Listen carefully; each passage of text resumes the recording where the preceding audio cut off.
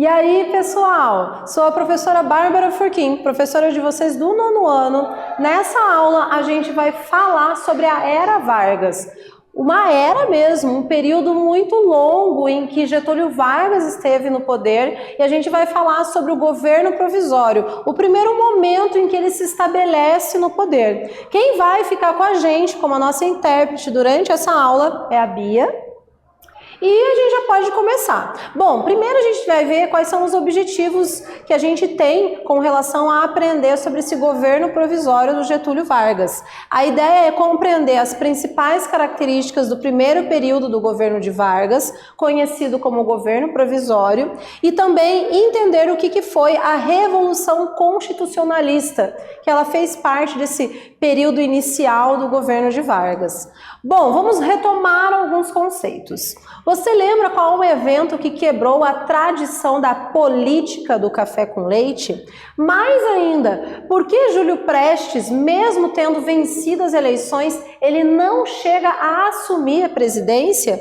Aqui a gente tem uma imagem que vai fazer referência a essa resposta dessas perguntas, que é a celebração em outubro de 1930 da chamada Revolução de 1930. O evento que vai colocar fim a essa política do café com leite, que era uma política nessa primeira República do Brasil, onde se oscilava o poder. Ora ele estava com São Paulo, que eram os grandes produtores de café, ora, a cada 4 anos estava daí então com Minas Gerais, um grande produtor de laticínios, ou seja, a República do Café com Leite. Existia um acordo entre São Paulo e Minas Gerais para eles terem os seus candidatos à presidência sempre nessa oscilação. Essa política ela era bastante corrupta, a gente vai ver que vão existir vários movimentos que tentaram deter essa corrupção que existia dentro da República do Café com Leite, e nas urnas nós vamos ver que na eleição que seria de 1929, decorrendo que, para o próximo ano de 1930, quem vai ser o vitorioso vai ser o candidato Júlio Prestes, que era, inclusive, o candidato de São Paulo, indicado pelo presidente Washington Luiz daquele momento.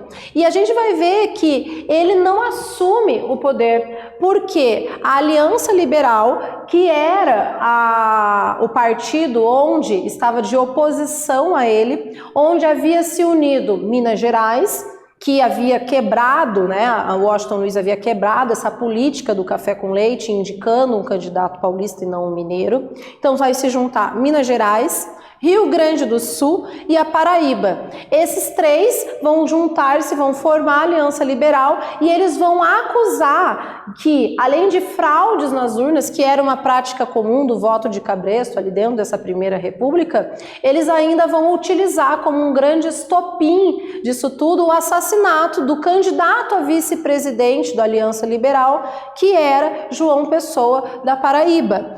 Temendo uma guerra civil, dos altos escalões e, é claro, também sendo pressionados por algumas partes da população, a gente vai ver que Washington Luiz ele vai ser retirado da presidência antes mesmo de Júlio Prestes assumir, e quem vai assumir através de uma junta militar. Inclusive várias pessoas dizem que não foi uma revolução de 1930, foi um golpe de 1930, mas seja como for, a gente vai ver que quem vai assumir o poder vai ser Getúlio Vargas, que era o então candidato à presidência do partido Aliança Liberal.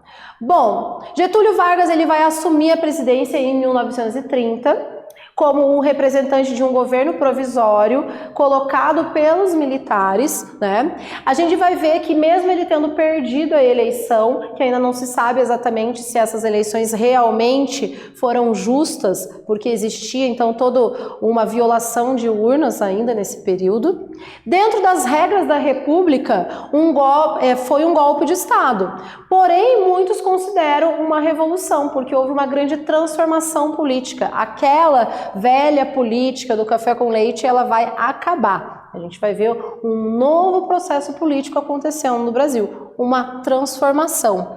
Bom, quais mudanças se efetuaram com a ascensão de Vargas ao poder? E é sobre isso, sobre a figura de Getúlio Vargas, que a gente vê aqui, a gente vai ver como é que ele assume nesse primeiro momento chamado governo provisório. O governo provisório, ele vai acontecer de 1930 até o ano de 1934. E a ideia realmente era de se organizar novamente a política da República para então ocorrer eleições de uma maneira justa.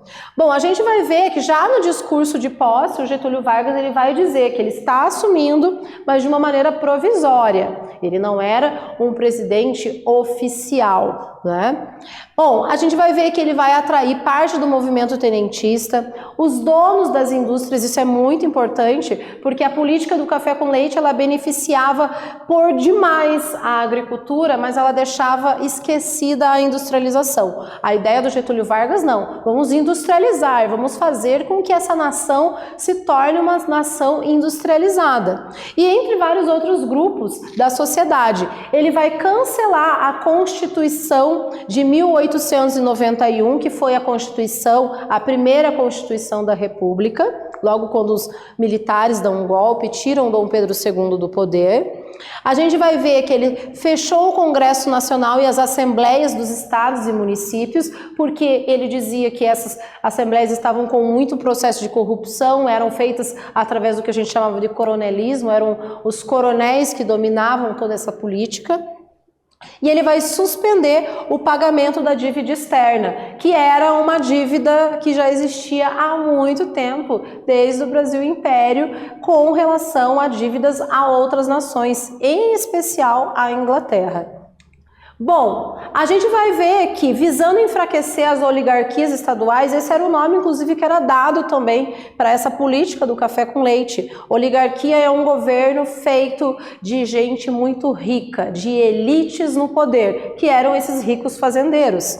A gente vai ver que ele vai afastar os governadores e ele vai nomear, no lugar dos nomeadores, ele vai colocar interventores da sua confiança, inclusive muitos deles eram tenentes. Né? A intenção de Getúlio Vargas, acabando com esses governos, era realmente enfraquecer qualquer chance e possibilidade de um retorno dessa política oligárquica do café com leite. Aqui a gente tem uma imagem de Getúlio Vargas e os seus ministros em 1931. E chegamos à nossa primeira atividade. Copiem, respondam aí no caderno, pessoal, e nós já voltamos para ver se vocês fizeram tudo certo.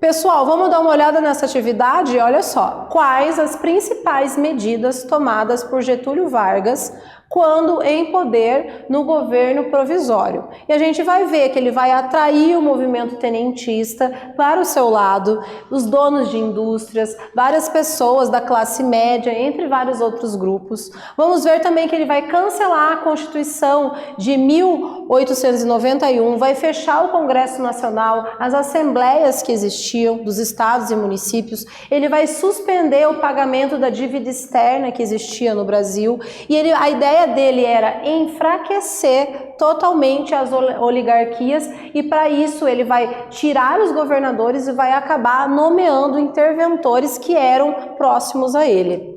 Bom, a criação do Ministério do Trabalho. Ainda em 1930, o Getúlio Vargas, dentro dessas propostas de transformações na República do Brasil, ele vai criar o Ministério do Trabalho. Então esse é o primeiro modelo de Ministério do Trabalho que a gente vai ter. E ele vai trazer várias alterações, como, por exemplo, a regulamentação do trabalho de mulheres e crianças, que não existiam, né? O direito à licença maternidade, onde as mulheres, então, elas poderiam ser afastadas e receber logo após ganhar os seus bebês, ou na proximidade ali, isso não existia até então.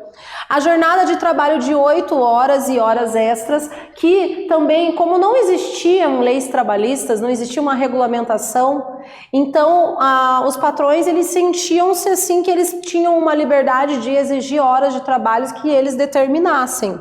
A gente vai ver que foi criada a ideia a criação do descanso semanal remunerado, a concessão do direito a férias. Já havia uma lei em 1923, mas ela não era colocada em prática, agora se era exigido através do Ministério, né? A gente vai ver o direito à aposentadoria e pensões e a criação da carteira de trabalho. É importante a gente pensar que essas não são coisas que foram criadas da mente de Getúlio Vargas. Essas eram políticas e práticas que já vinham acontecendo em vários lugares do mundo através de uma luta imensa dos trabalhadores por leis trabalhistas.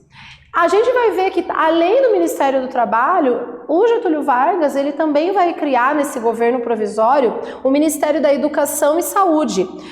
Qual era o objetivo, né, dele? Quais eram as questões que ele colocou dentro desse ministério? Oferecer serviços de saúde à população, público, né, em que todas as pessoas tivessem acesso, criar uma rede de escolas públicas, escolas de formação de professores, que eram chamadas de magistério, e também escolas técnicas, para possibilitar que as pessoas tivessem acesso a criar, né, a se especializar em determinadas profissões.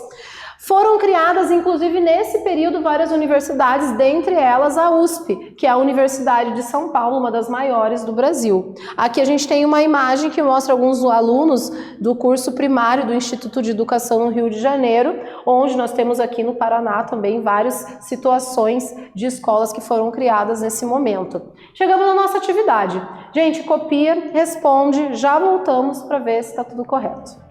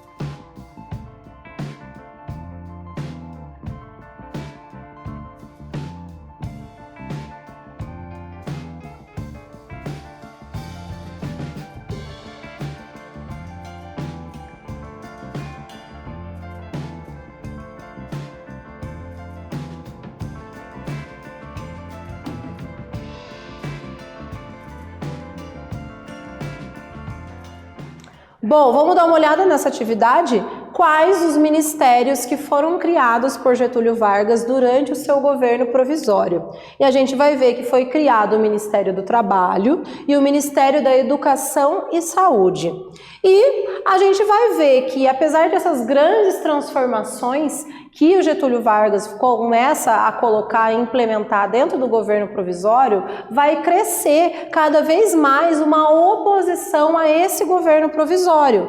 Muitos, principalmente as elites paulistas, eles não aceitaram esse golpe de Getúlio Vargas e eles acabaram articulando uma resistência. Não podemos esquecer que a política do café com leite, ela dava certos privilégios para os paulistas, principalmente para a elite econômica paulista. E foram esses indivíduos que estavam indo contrários, então, ao governo de Getúlio Vargas. Eles acusavam o governo provisório de Getúlio Vargas de ser uma ditadura, ou seja, um governo repressivo. De certa maneira, é claro que Getúlio Vargas ele vai ter algumas posições que vão se mostrar, às vezes, sem muito diálogo com outros grupos políticos, né? A gente vai ver que os paulistas, eles então vão acabar formando um partido político chamado Frente Única Paulista, FUP.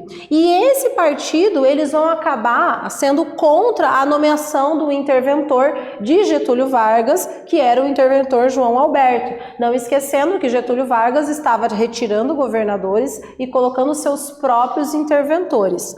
Eles exigiam o fim do governo provisório, mais liberdade para os estados e uma nova Constituição. Não esquecendo que a Constituição de 1891 havia sido anulada. Era necessário uma nova Constituição no Brasil. Aqui é um dos cartazes, inclusive, que convocavam as tropas paulistas, as pessoas, para participarem, então, dessa revolta que vai sendo criada.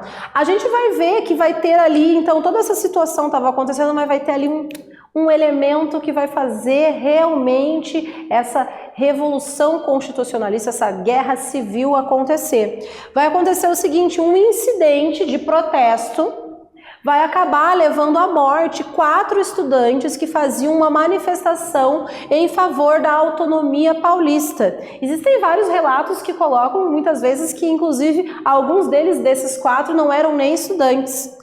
Mas, seja como for, eles vão acabar provocando uma situação símbolo que vai levar à Revolução Constitucionalista de 1932 em São Paulo. Eles, inclusive, faziam o chamado à população para lutarem nessa guerra, nesse conflito civil, de MMDC, que eram as siglas iniciais dos nomes dos estudantes, né, desses indivíduos que foram mortos. A gente vai ver que em 9 de julho de 1932, os paulistas eles vão pegar em arma contra o governo federal, contra o governo de Getúlio Vargas. E o jornal O Estado de São Paulo vai incentivar e apoiar o movimento paulista contra Getúlio Vargas. Então a gente vai ver que, além de grupos da sociedade, a gente vai ter a mídia, no período, jornais, enfim, também indo contra esse poder de Getúlio Vargas.